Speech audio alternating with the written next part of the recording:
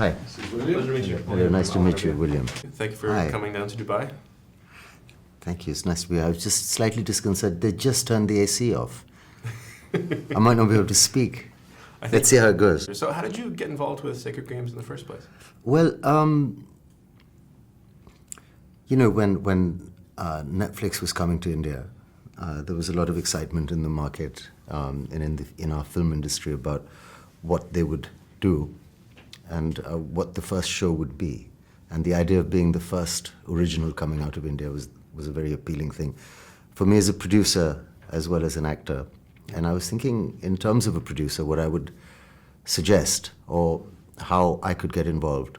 And I thought a really cool kind of cop and mafia show, because there's something romantic and specific about the Indian underworld crime scene that I thought would lend itself to a really good international kind of story. And when Phantom Productions called me and said, listen, would you be interested in acting in it? And this is the story. It is a mafia kind of underworld and cop story. I said, well, that's what I would have made. And yes, I would. I'd love to act in it. And I just, you know, loved the idea. I loved the idea that we were taking it very seriously. Quite often when things are made for the web, production companies get assistants to direct or kind of don't treat it, I wouldn't say step-brotherly or like a stepchild, but they don't give it the very best that they have to offer. And this production company did. It gave it the best directors, the best talent, the best behind-the-scenes people that we could possibly find. And coupled with, and finally, obviously, the fact that it was a Netflix show, that made a difference as well, because there were many shows that one was being offered at that time. And I remember speaking to somebody from Netflix who says, well, you know, I don't know if it's right to say this, but they said that a lot of other companies make a lot of things, including films, but we only make movies. And there's something about this branding and this kind of understanding of content and how to release it internationally that was very appealing, also an important part of that selection process for me. You know. And in choosing, you know, this book, it was, you know, hugely critically acclaimed. Yeah. But it didn't perform to the expectations when it originally came out in 2006.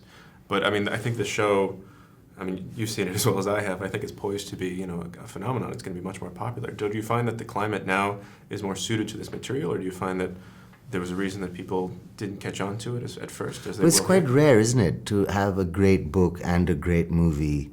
It's usually one or the other, unless it's, you know, Harry Potter or something.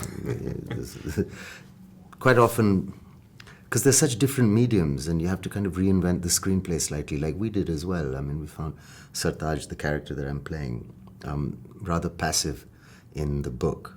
And we kind of changed a few things. So by the time you go to adapting the book to the screen, often you've got a whole new screenplay with just clues or hints left over from the original. Sorry, so what was your question specifically about this? I mean, do you find that the material itself, or this sort of story, the world is more open to now in 2018 than they were when the book came out? Well, like I say, I don't know, because I don't know how well the book would be received if it was released today as well. This, as a show, I think is being made at the right time.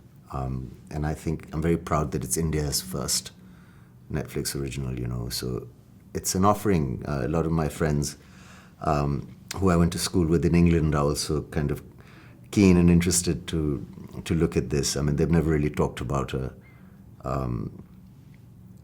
mainstream Bollywood film that I've done. It's not something that, apart from love for me, that they would really want to see or understand culturally, you know. This might be something closer to something that they would watch.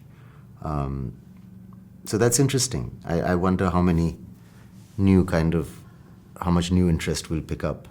I mean, when you were, you know, approaching this, were you looking more towards, I mean, obviously the global community has a rich history of, you know, crime fiction and, you know, films that are filmed like this. Were you thinking about other sorts of films? What do you find that influenced the production? Did you try to capture the spirit of it? You know, I did feel very excited also about being part of this global community that you speak about. I think that's a huge thing. I'm reading a a Chinese thriller right now. Something I read about in the New York Times as being a really well written and kind of exciting story. So I was wondering if we could adapt that. They've already made a TV show out of it, I think, in China. So things like this, it's quite an exciting time in that sense, that which book from where, adapted into what language, and where it ends up. And with so many viewers on a platform like this, so many different countries at the same time, that's kind of a first for me. And it's exciting because you'll be compared to so many other things and all that. Like you say, just being part of this global village in itself it's an exciting thing. I'm answering the question again. What did you ask exactly? Yeah, no. Did I? Okay, I Yeah, just it's fine. waffle off sometimes. So tell me about the shooting process itself, and how are you, Yeah. obviously you have this sort of dark material, how do you decompress from it while you're not filming? Do you find it difficult to get out of this world? Where were you eating, where were you relaxing, how are you spending your time? There's a huge change in the way we used to make our movies and the way this thing was shot.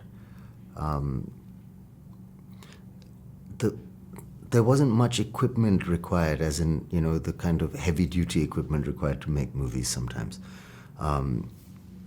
It was quite a mobile crew, and I don't remember him using too many lights, our wonderful DOP, Swapnil.